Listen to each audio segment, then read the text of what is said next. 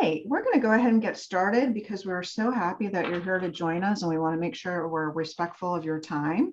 But thank you so much for joining us for the third webinar of our fall webinar series, using small group instruction to address unfinished learning.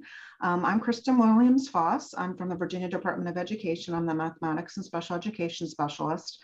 And this is the third webinar of a series of webinars that we've been doing. We did our first webinar on addressing unfinished learning in general. And then our second webinars unveiled our Math for Strength bridging resources. And this third webinar is going to address how to use small group instruction to address unfinished learning.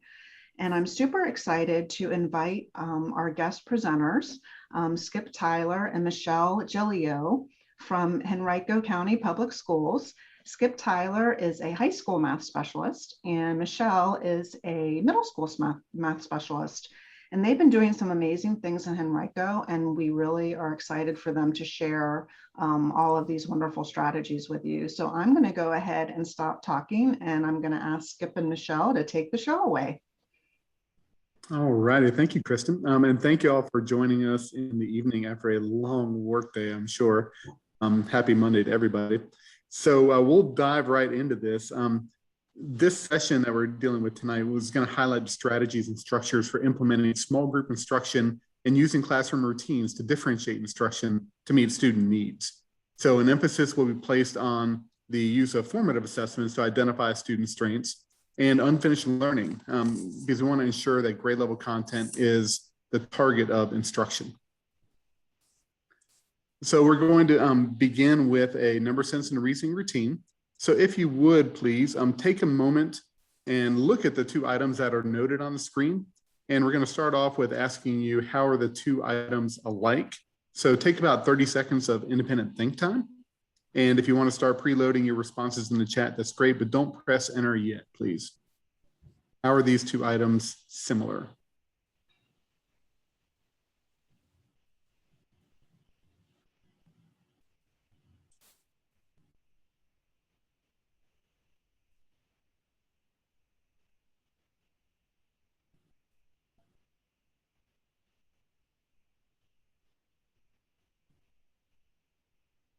And what we're going to do is a waterfall chat, which means I'm going to count down 3, 2, 1, and then you press your responses and take a look at what other people have answered on this as well. And we'll keep an eye on what you said too. So ready, 3, 2, 1, press enter. Let's see those wonderful responses.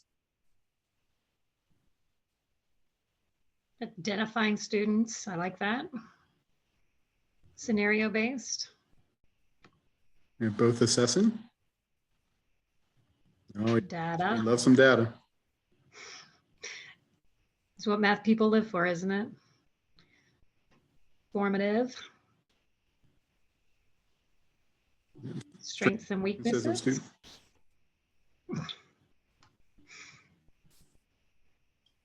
So now we're going to do the exact same thing, but let's consider about how these two items are different. So we're going to repeat this routine and following the same thing. So take about 30 seconds of independent think time, preload your responses. You can continue to put your response for how they're alike right now. That's great. We want to see all those answers.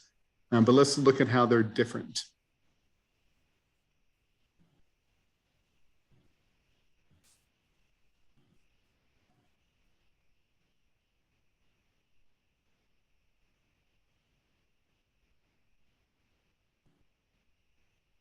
Alrighty, let's do the cascading waterfall. 3, 2, 1, show me those answers.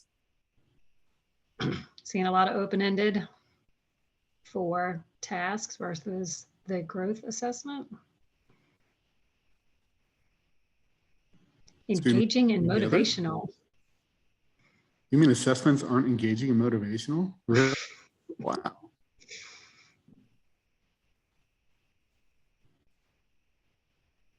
Oh, a task can do more than just one skill. I do like the snapshot versus over a period of time. All right. Anxiety. Everything causes anxiety right now, Christine. I don't know what you're talking about.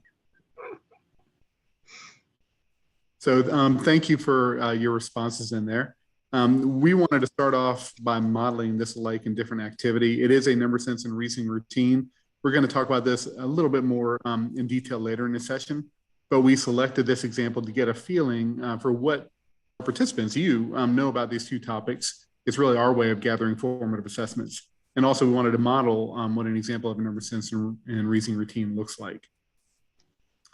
So we have an agenda for today. This session is going to be broken into 3 different sessions. We're going to spend some time looking at the assessment, then addressing unfinished learning, and then monitoring student progress, wrapping it up with some reflection.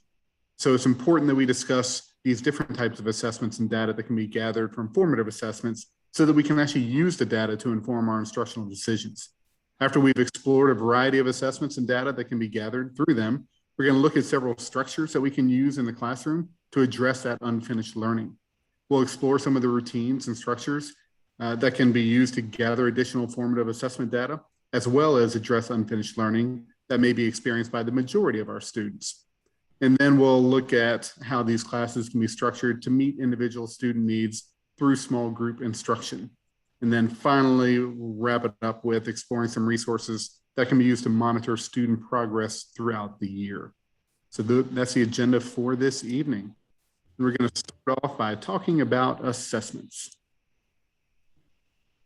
All right, so prior to discussing how to use small group instruction to address unfinished learning, we'll take a moment to review data sources that can be used to determine this unfinished learning and the formation of small groups. Assessment can be formal or informal in nature. A formal assessment that takes place prior to or during instruction is considered formative and is used to guide instruction, where a formal assessment that takes place after instruction is summative and is an assessment of student learning and is frequently used for grading purposes. As teachers, we are assessing all the time. The informal assessment that continually happens in the classroom is also formative and helps to shape instruction. While summative assessments is assessment of learning, formative assessment is assessment for learning.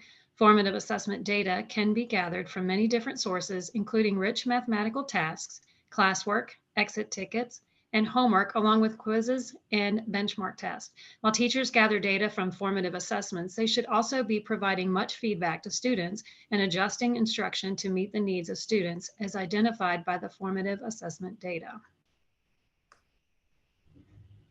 The main purpose for assessment is to improve student learning. It is through assessments that we are able to learn what students understand, along with their common misconceptions and errors. Assessments allow us to monitor student progress and growth over time and make informed decisions about instruction and assessment, both in the short term and long range timeframes.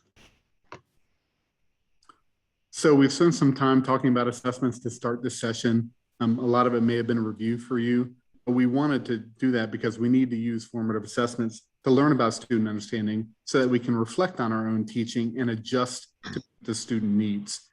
Collaborating with our colleagues is also important so that we can unpack standards, and it'll help us determine what students need to learn and what assessments will let us know that they actually have learned it. So remember that formative assessment is ongoing. We can use that data gathered prior to instruction to begin our planning purpose or our planning process. But we have to continue to use these formative assessments while teaching and even after teaching the material in order to continue supporting students on their own learning journey. So let's look at several different resources that can be used to gather formative assessment. Beginning with the 21-22 school year, students will take growth assessments in grades 3 through 8 in reading and mathematics. This is called the Through Years Growth Assessment. When analyzing the student detail by question, also known as the SDBQ, for the fall growth assessment, ask yourself, what data will provide additional information about students' understanding of prerequisite skills and content? What evidence will you look for that will show students have learned prerequisite skills and content? If evidence shows students are approaching proficiency, but not there yet, how will you scaffold current grade level instruction? Remember, the SDBQ descriptor for items answered incorrectly may not represent the only place a student learning gap may be evident, and items answered incorrectly may not represent a total lack of understanding of that skill. One might think that the spring SOL assessment is more summative in nature, and as a test that assesses mastery of grade level content at the end of the academic year, it is. However, the spring SOL assessment can be used much in the same way as the through years growth assessment being administered this fall. The SDBQ can provide information about student understanding of prerequisite skills for their current grade of instruction.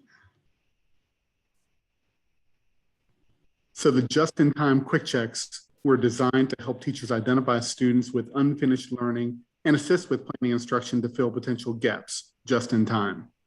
As new content is introduced throughout the school year, teachers can use the quick checks to identify and diagnose unfinished learning at grade level and/or to assess understanding of prerequisite knowledge that may be needed to access grade level content. Teachers can administer individual questions from the just-in-time quick checks as part of classroom instruction or as an exit ticket. The virtual just-in-time quick checks were developed to facilitate using the just-in-time quick checks in a virtual learning environment. The virtual just-in-time quick checks present the same formative assessment questions through Google Slides or Desmos activities that allow students to interact with the questions in a digital format. And I noticed Vicki went ahead and she dropped in a link in the chat to a document containing all of the links that we're going to be talking about today. And so we're going to take a moment here to look at what the just-in-time quick checks would be. So in the chat, you should have this presentation. And again, this is where we will link our presentation on after October 14th, which is our next session. So hold on to this page, bookmark it, save it, whatever you might be. And then as we get into the just-in-time link, again, we're on the VDOE site, there's a table of contents at the top by grade level. And we're going to just model 8th grade. So I'm going to click on grade 8. It drops me down here. And you'll see that there's a lot of just-in-time quick checks in Word and PDF format. If we look at, I'm going to pull 8.9a randomly, and I say randomly, but it's not because I have the tab preloaded, that this is what pops up in the just-in-time quick check. It starts off with the SOL. Here is some teacher notes that you can go through. Supporting resources, which we're going to talk about some of these as well with the MIPS and the word wall cards, and again, the Desmos activity, and supporting and prerequisite information for that vertical articulation piece of going back. And you'll see here is a print version of, again, assessment items that are going to give you an understanding of what your students know about this specific SOL. Following down at the bottom of this document, there are some common errors and misconceptions. So the people that put this together at VDOE have done an amazing job giving the teachers some ideas of what students might struggle with when they talk about this. So you'll see that it has it in red, different ideas. So it's a great resource for you to be able to use in that capacity of, as it's called, quick check. So another set of formative assessments would come from the Algebra Readiness Initiative. And so these are used to help guide instruction and also remediate students. So the first link we have there is the MVAT. This is the Mathematics Vertical Articulation Tool. We'll show this a little bit later on, but this tool is used to support in identifying the SOL concepts that articulate across the math grade levels or courses. So it can be used as an instructional planning tool to identify prerequisite skills or as future concepts. It can also be used for a remediation tool to really pinpoint targeted areas for student remediation. The next link here is the formative assessment items, also from Algebra Readiness Initiative. And these are aligned to the 2016 SOL. They're broken up by content strand, and they serve as sample formative assessment items that teachers and tutors may also use in assessing student learning after student remediation. So this is sort of the follow-up to, we provided some instruction, how effective was that remediation? And this is another tool to help you with that. And then the final link there, the ARI remediation plans. These are sample remediation plans that teachers and tutors may use in providing intervention or remediation with the students. They're organized by a strand concept, and each plan may be aligned to one or more mathematics SOL spanning grades 4 through 8. And then as we move on to another fantastic VDOE resource, the rich mathematical tasks. and these provide insights into student understanding and misconceptions. So these tasks engage students in sense making through deeper learning that require high levels of thinking, reasoning, and problem solving. Because the tasks are open-ended and allow for a variety of access points and provide opportunities for students to use a variety of strategies, they can allow for teachers to really see the student's thought process and not just whether their answer is correct or incorrect. Many of these tasks include student anchor papers displaying a variety of student work, and you'll see the example on the screen is an Algebra 2 example. And they also contain a scoring rationale that explains how a committee of teachers and math coaches and math specialists would score that student work using the rubric. It's important to note that all tasks do not need to be scored using a rubric in order to provide some type of meaningful data that can guide instruction. Analyzing student work to look at strategies used can provide much insight into student understanding and misconceptions and can help to determine where specifically a teacher needs to focus instruction. For a whole class, if many students are demonstrating similar misconceptions, or for a small group of students that may be using maybe an ineffective strategy or struggling to complete the problems. The individual task templates provide a wealth of background and information, as well as information to use while implementing the task and reflecting on student learning. So we're going to pull up an example of this. That link here takes you to the VDOE site, which is here. Notice it's similar in nature where you have a table of contents at the top. We are going to then drop down to an 8th grade example. And I click on that. Actually, let me click on 8th grade here, it just drops down. These are all of the tasks currently for 8th grade. And VDOE is adding as well. But if I look at, let's say 8.9, they have a Word version, a PDF version. I went ahead and preloaded. This is 8.9 A and B about the Pythagorean theorem. So if you notice, it does have the SOLs. It has learning intentions and also the success criteria. It does a wonderful job showing what those mathematics process goals are and how students are really using those in the task. And the thing that I really love about these, these materials by VDOE is it helps the teacher navigate through how to administer the task. I don't know if you've read or if you're aware of the book, 5 Practices for Orchestrating a Math Discussion by Smith and Sign, but it's going through this idea of we need to start off by, all right, what materials do I need? What do I anticipate? How am I going to launch this task? How do I get the kids ready for it? And then after I've launched it, this happens before, then during, the directions that I'm doing to support implementing the task and suggestions for giving students support during the task. Then followed up with afterwards, how do I make connections between what the students did with my anticipation versus what they did at the end, and how are their thoughts similar, and how do I close that and put a nice little bow at the end of it. And then also they have the teacher reflection about student learning in terms of what the teacher is identifying from that task. Then the final piece of this too is planning for that mathematical discourse. We have students who haven't been in a classroom in 18 months and they don't really know how to talk to each other. And so these are ways that really have to plan this ahead of time. Is if you anticipate a student saying, I don't know what to do, there's different types of questions as a teacher that I could ask. Some of those are assessing questions, which I want you to explain to me what you know. How are you thinking about this? And other ones are advancing questions, which are the types of questions I would ask and then walk away. Like, what could you use to better visualize that problem? I'll come back to you in a few minutes. So I'm giving you something to think deeper in your own understanding. So, you'll see that there's a lot of information here, and then there's a student sample at the bottom that you can give. It's ready to go. So these materials are fantastic in that you just have to read through it and implement it. Hey, don't forget about the rubric. Yes, and then the rubric. Thank you, Michelle. This is the other part that is challenging for us as students and teachers to use rubrics in the classroom. Many of us have never done it before, and we want grades. We want to know, did I get it? And the goal here is, where are students on this rubric? So we are all developing. Next time I give it on a different topic, I'm evaluating students on the rubric, not necessarily the mathematical topic. So if students are all developing, I want to make sure that I'm giving them information to help them become proficient and, and move up the continuum of this rubric.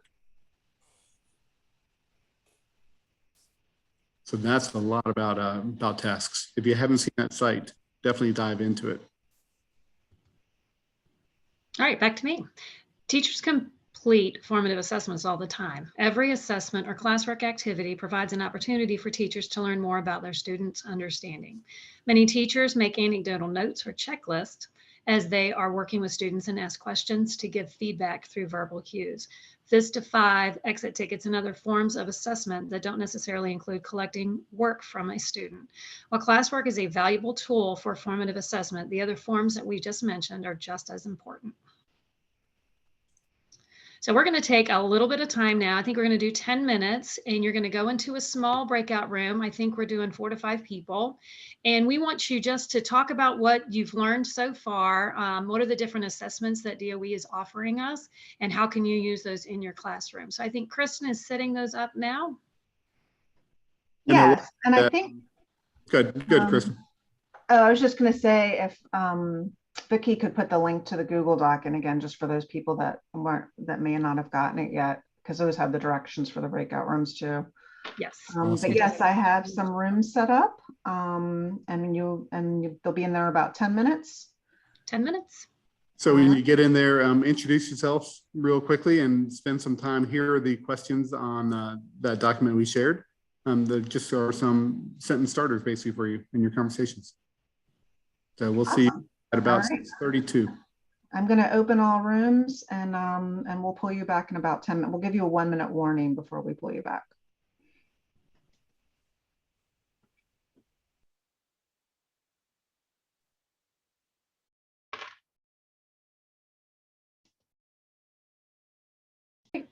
So hopefully you had some good conversations with your colleagues. If anybody wants to share anything in the chat, feel free to do so. We're not going to spend a lot of time debriefing on this because we value your time and we want to move on to the next part.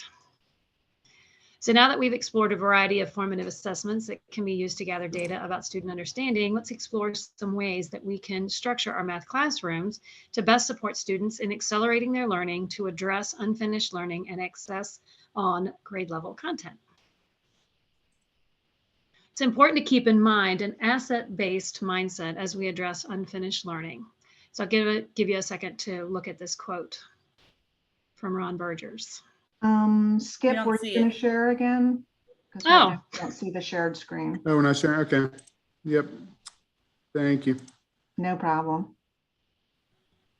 It might help to read the quote if it's up there. There we go.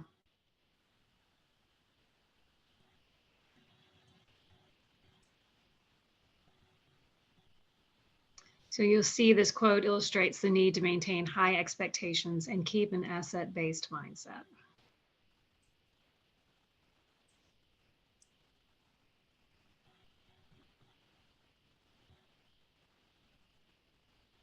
The thing that I love about this quote is just to focus on the asset-based mindset. Too often we look at students and we tell them what they don't know instead of really focusing on the strengths.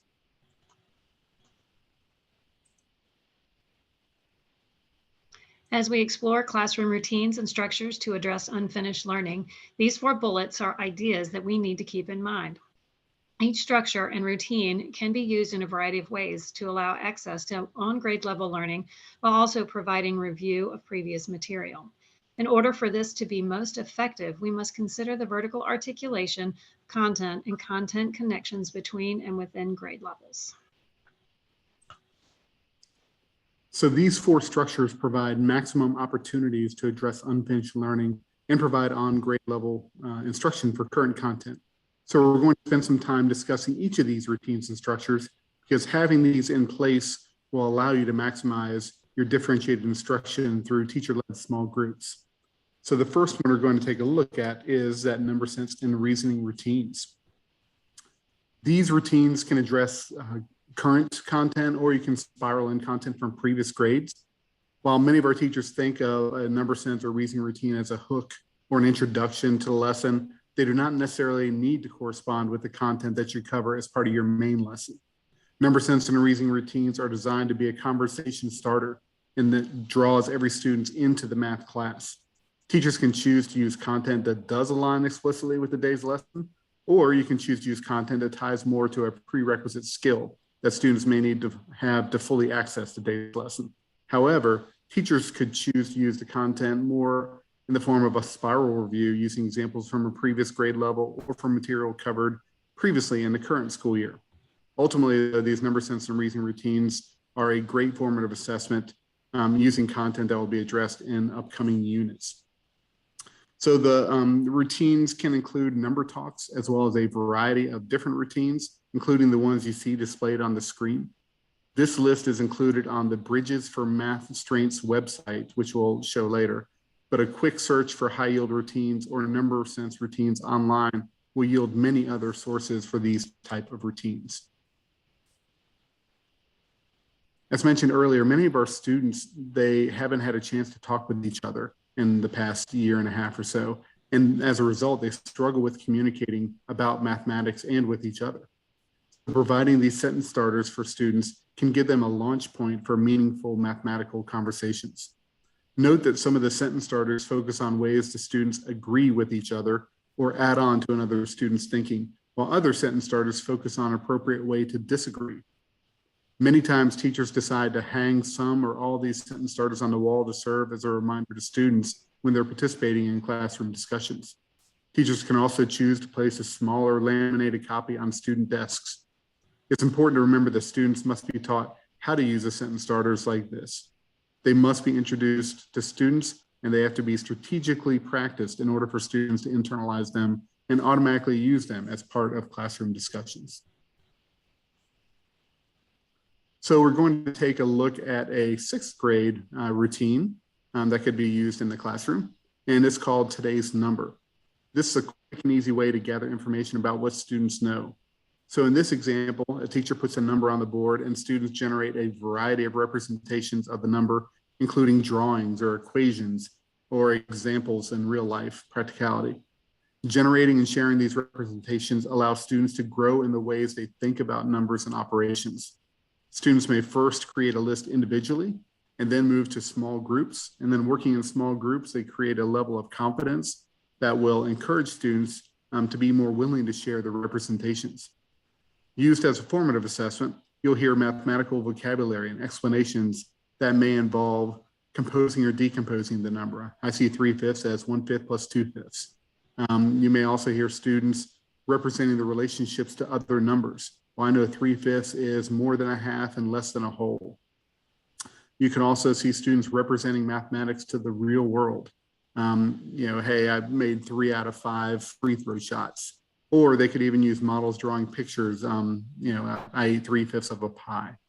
So the teacher can use this routine in both a spiral review or reteaching content from previous years, as well as a formative assessment of what students do understand about fractions and ratios. The image that you see on the screen of the vertical articulation was taken from the number and number sense section of the math vertical articulation tool. So student responses can be used to map current standards. So if a student's giving responses that represent halves and fourths using models, that you can see corresponds to the first grade SOL. So you can use this again to sort of how can I scaffold and keep getting students to move up in their progression and their own understanding. So this routine was called Today's Number. Another routine similar to what we started off with today is an alike or different. This is an example that could be in a geometry classroom prior to teaching parallel lines cut by a transversal. So if you're preparing to teach that unit, then display these pictures, display the slide, and ask students to turn and talk to a neighbor and ask about how the left image is alike or different than the right image. Identify as many different thoughts as possible in a few minutes. Many times when we're doing our routines in Henrico, we have our students hold a fist to their chest, and that tells me as a teacher that they're thinking about solutions. Every time they come up with a way that they're alike or different, they just raise another finger. So as a teacher, I'm formally assessing my students are locked in, or at least they're pretending like they're locked in on what the question is at hand. So students identify as many thoughts as possible in just a few minutes, 1, 2, 3 minutes. You want to keep it short. And again, as a teacher, I'm walking around, I'm monitoring our student conversations and strategically listening in for ideas. And at that point, I'll select students to share their thoughts and I'll record them on a board and a T-chart or a Venn diagram. but I'm going to respond to every single student thought up to a certain point, and I'll just cut it off. I'm not looking for a specific answer. This routine strengthens our students' skills in communicating mathematical ideas, and they'll hear those mathematical ideas from each other instead of the teacher always being the source of information. And it'll help them become critical thinkers, giving you that valuable information about what your students understand. You don't know what your students know until you ask them to tell you. And then our final routine that we're just going to share with you as another structure for that beginning of class is this is a Math 6 example, and it's a fill in the blank routine that mimics the open middle problems that have been made famous by Robert Kaplinski. So if you haven't heard of him, he's one I would recommend you check on. So in this sixth grade exponents routine, students are asked to make the largest or the smallest equivalent expression by using the whole numbers 0 through 9 only once in the boxes. So encourage students to begin with just finding one solution. Again, you can only use the numbers one time. And once they have a solution, then they try to find more. So the key of really raising that cognitive demand or that critical thinking is saying, I want you to find what the largest expression is. I may find one that gives me the answer of 243.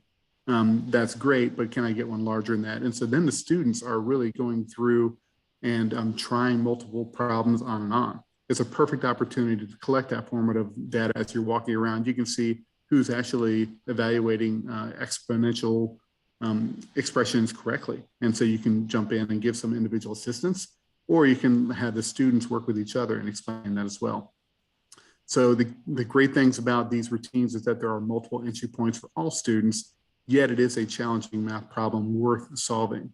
And I like to look at it as how many problems do you think the student will actually work on this versus me giving him a worksheet with 10 problems. They'll probably do 10 of them without realizing they did it. So it's that critical thinking that students are going to really dig into. So after we've set up the tone in class with that number sense routine, we're going to shift to a mini lesson, and it doesn't necessarily have to be in this order, but for the sake of today, we're going to pop into this as another structure.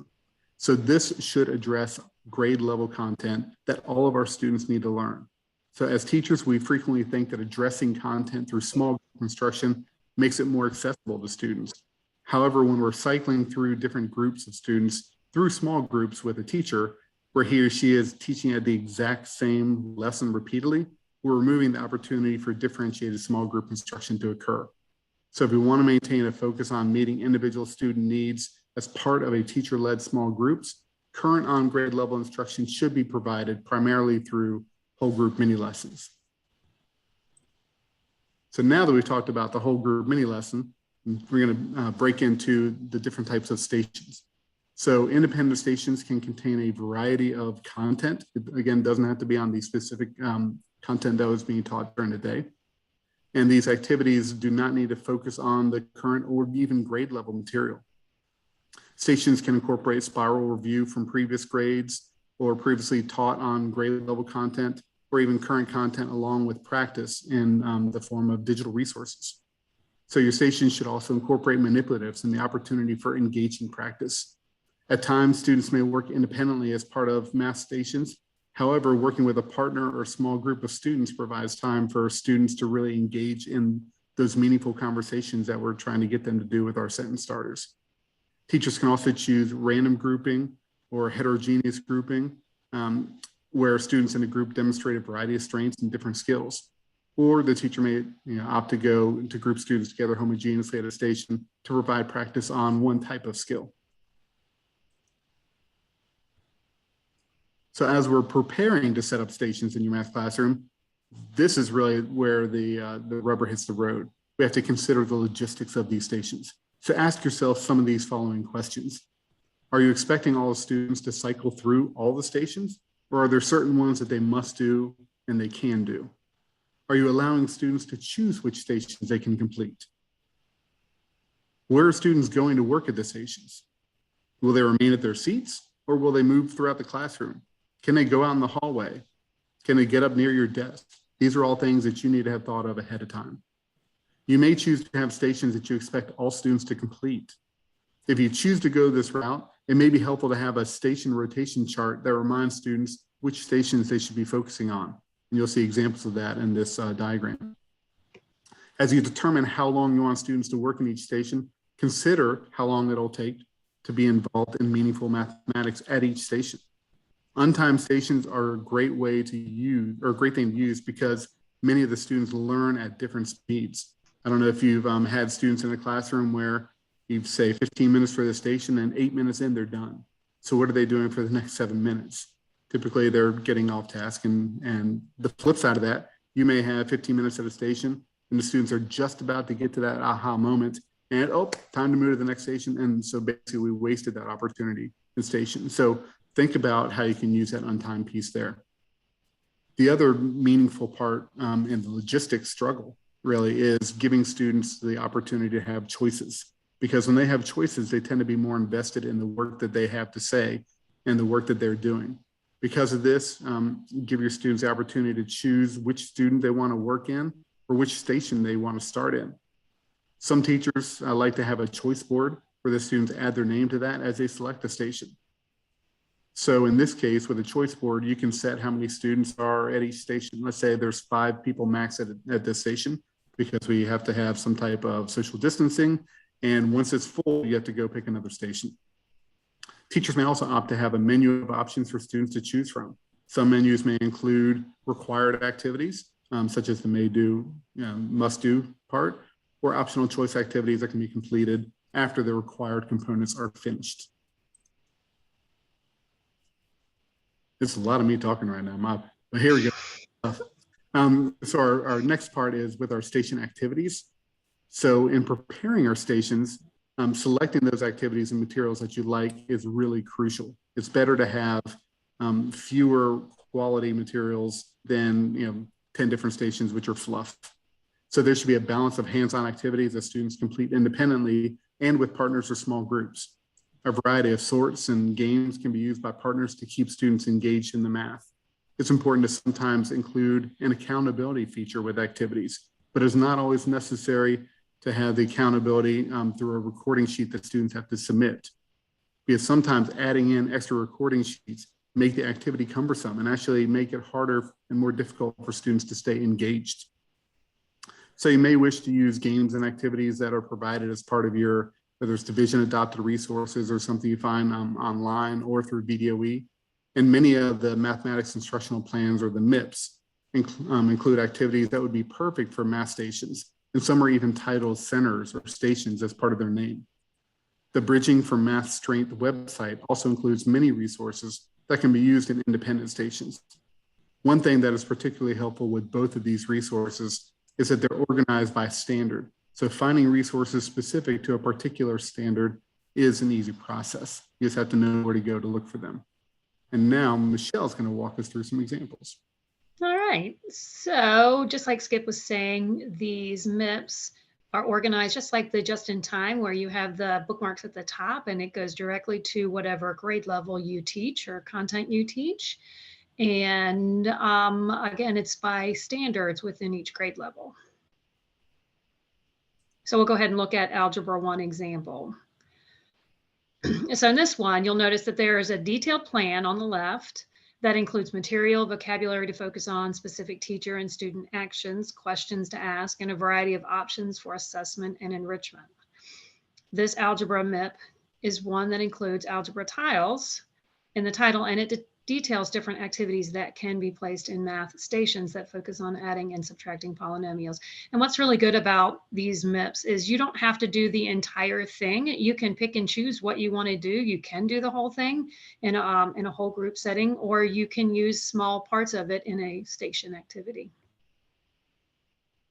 We're going to go into the Bridging for Math Strength site now. You'll notice that once we get in there, it's still under construction, so it's not completely flushed out. And we're going to go to grade 7. Notice that the grade levels are at the top. And again, it only goes to grade 8, unfortunately, for those high school people, but you can get some good remediation activities for your students if they're struggling in some basic math computation. And you'll notice again, you'll see the standards at the top and they're bookmarked to different locations on the website. So we're going to look at 7.1b, which is the very first one. And Skip, if you'll go over to where it says pull down this for more.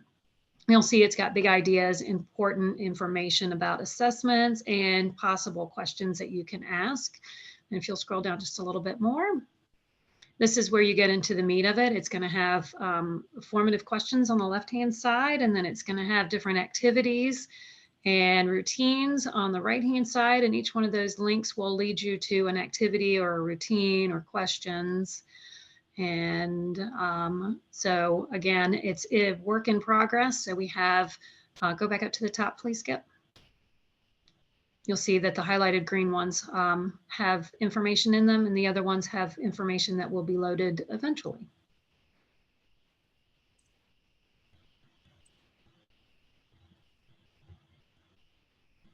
All right, so we kind of talked about this a little bit. Where'd you go? Oh, right here. Okay. So this main page for each standard includes many resources right on the web page, but make sure you look at the full module and instructional tips, because it will open a new page and it'll have different resources linked in there. So now that we've done our number sense routine, we've done our mini lesson, let's talk about those teacher-led small groups that are tailored to meet the individual needs of our students. So the small groups include differentiated instruction and SDI, or specially designed instruction, for some of our exceptional ed students. And this is where content from previous grade levels or spiral content from previous instruction can be remediated. So students should be grouped in a fluid and flexible group that can change based off of identifying your student needs. The group should be homogeneous and intentional. And as mentioned before, the content should be different than the whole group mini lesson. So the same sites mentioned here or previously for our station activities can be used to find resources for teacher-led small group instruction. One of the questions we had in the earlier session today with elementary is, our teachers are struggling with these small groups because of the restrictions with COVID and social distancing. So don't forget that what we did last year with a lot of our virtual learning can still be done in a classroom setting. There's other ways of setting up these manipulatives we have where teachers will say, I'm going to have this group of students as a fluid group for a week because I need to make sure I know who my seating charts are in case of contact tracing, whatever it might be. And then next week, I'm going to switch it up to a different one. So we're keeping our grouping stable for the week, but we're switching it up based off of what the data says. Some of our teachers have really been creative with what they're doing in the classroom for sharing materials. They have a yuck bucket, is what one teacher's called it, where when they finish with the materials, they go ahead and they put it in a yuck bucket, and we have just extra sets of materials for the next round of classes to come through, or next group of students to use. And then the teacher would then clean that for the next class or the next day. So yes, it is challenging, we get that, but just try to think outside the box of how you can still use those small groups. And then in that planning for small group, the math SOL tracking logs are for kindergarten through Algebra 2, and it's been developed to assist teachers in identifying which standards students have had sufficient exposure to and experience through last year and the year before. And so these tools can support decisions regarding when and how the students have experienced these new standards, and what do we need to do if last year our Algebra 1 teacher didn't cover this topic very well. I need to know that for my planning this year. So we can use that information to track it and find out where I need to make my instructional decisions as a teacher. The other document there, the mathematics bridging standards documents, are also created for K-8, and they assist in identification of content that can be connected when planning instruction and promoting deeper student understanding. So the standards are considered a bridge when they function as a bridge to which other content within grade level or course is connected, or they serve as a prerequisite knowledge for content to be addressed in future grade levels or courses, or they possess endurance beyond a single unit of instruction within a grade level or course. So a planning document like the one pictured helps teachers to keep track of specific students and skills identified for this small group instruction. There has to be some organization with it, or else you'll drive yourself crazy. So I'm sure you've heard of the Goldilocks and the Three Bears story. Small groups provide the opportunity to work with students, and I like this phrase also, at the edge of understanding. So think about this with the Goldilocks principle, where the instruction provided for each group It's not too hard and it's not too easy, but it's just right. And that helps our students move forward in their own understanding. So we're going to take a moment. We don't want this to all be you sitting and getting. We want to give you a chance to reflect on what we've shared in a small group. And so we're going to put you in the breakout rooms again for about 10 minutes. And you're going to really think about what has resonated with you so far. And what are you going to commit to doing? So we have about 10 minutes. And let's see, I see a hand. Jennifer, you have a hand up? You have a question?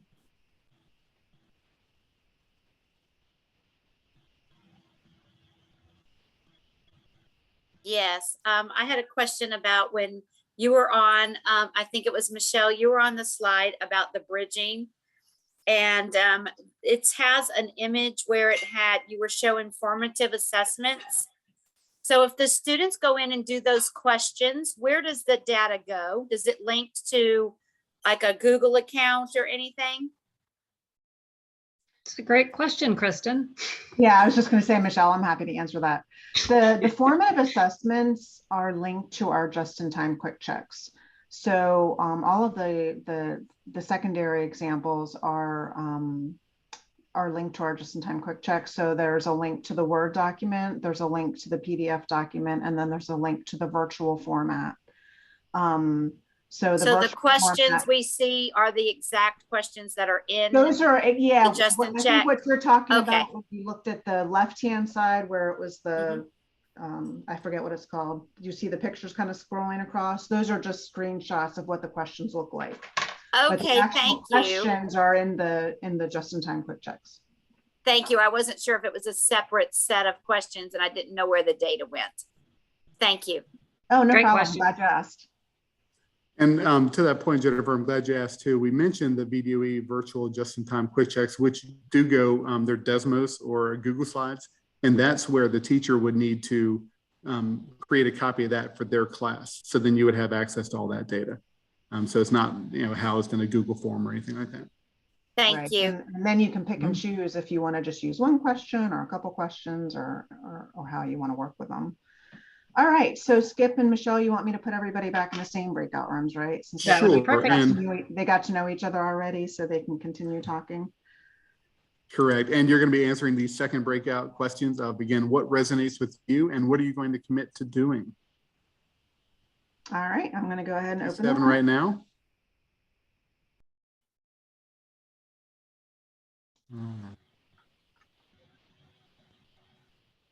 We'll give about 30 more seconds for everybody to populate back in the room. Maybe one more group.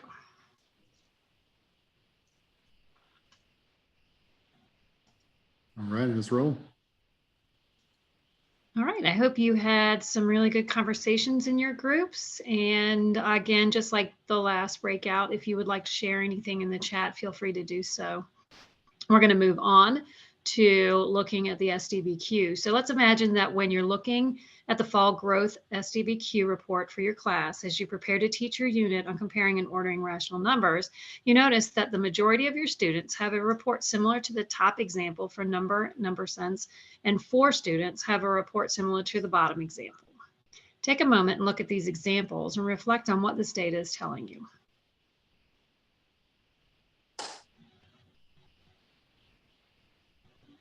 So when we looked at it, we noticed that the whole class was rather successful with ratios and perfect squares, but struggled with representing equivalent relationships between decimals, fractions, and percents, 6.2a. The 4 students that did not demonstrate proficiency with any of the number and number sense may need some remediation in ratios, 6.1, and perfect square, 6.4, to be successful when comparing and ordering rational numbers. If you do not have SDBQ information, you can do a similar routine using an item analysis from an assessment. And Michelle, there was a question in the chat about how do teachers get access to these reports?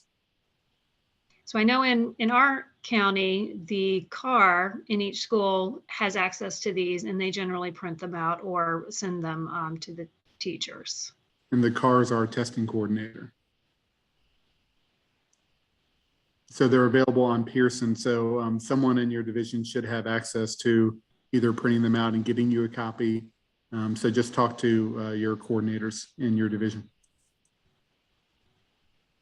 So as you prepare to teach comparing and ordering rational numbers, consider incorporating a number sense and reasoning routine that provides review of ratios, perfect squares for all students. The example for these are in the gray boxes on the left. The MIPS, Bridge for Math Strengths, and the ARI remediation plans from 6.1 and 6.4 include activities that can be used as small group activities with the 4 students that did not demonstrate proficiency with 6th grade ratios and perfect squares as identified by the SDBQ.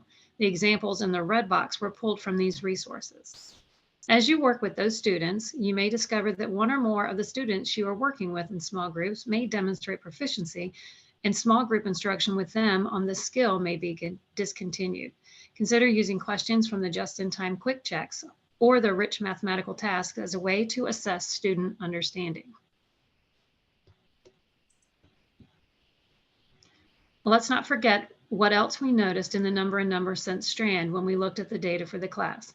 While the majority of students were proficient with ratios and perfect squares, much of the class struggled with comparing fractions, decimals, and percents. How can we address this unfinished learning for the whole class so that the students can be successful with the grade 7 fraction standards? One way is to incorporate some number sense and reasoning routines prior to the start of the fraction unit.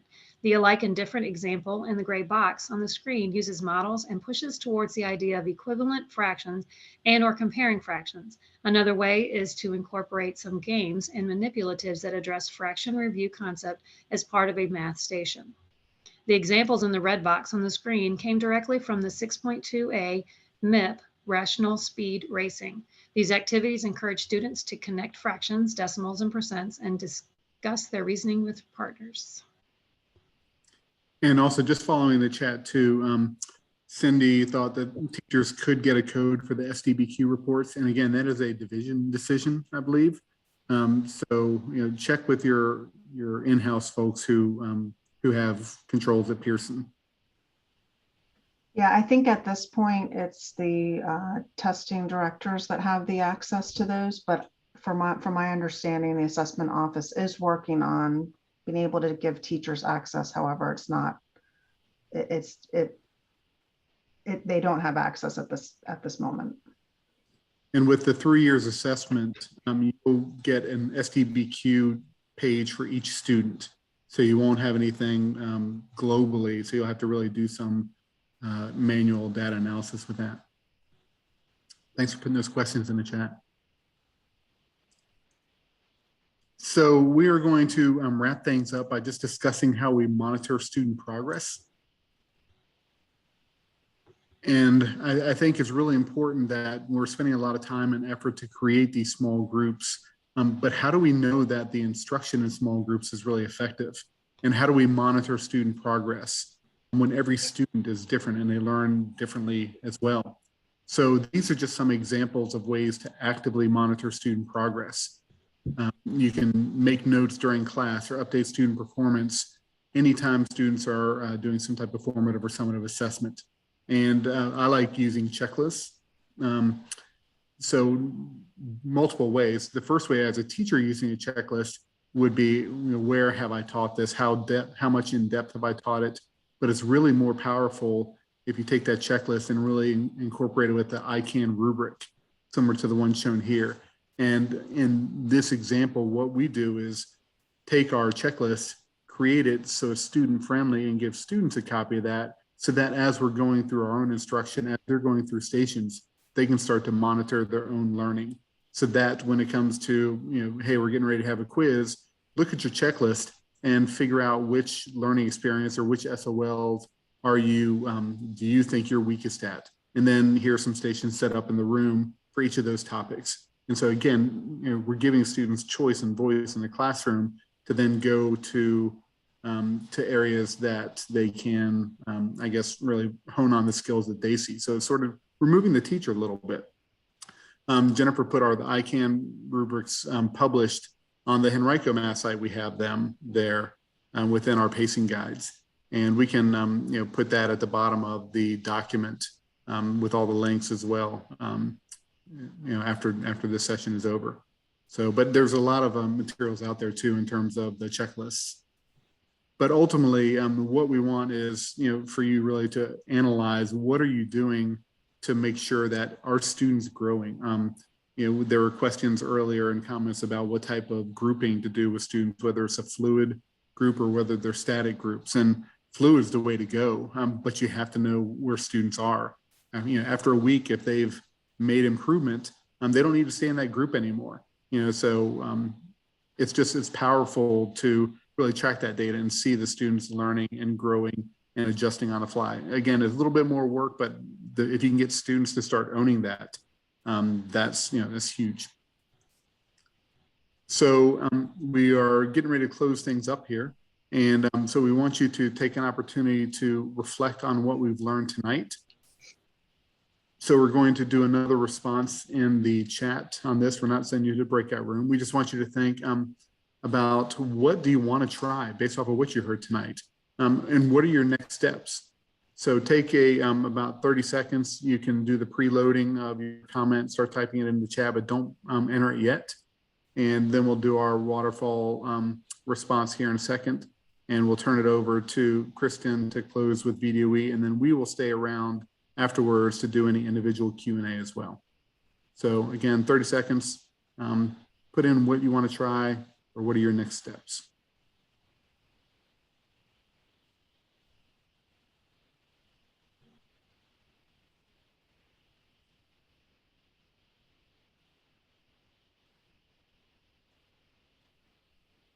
All righty, get ready to press enter in 3, 2, 1. Show me those wonderful answers. Y'all did that amazingly. You must be teachers.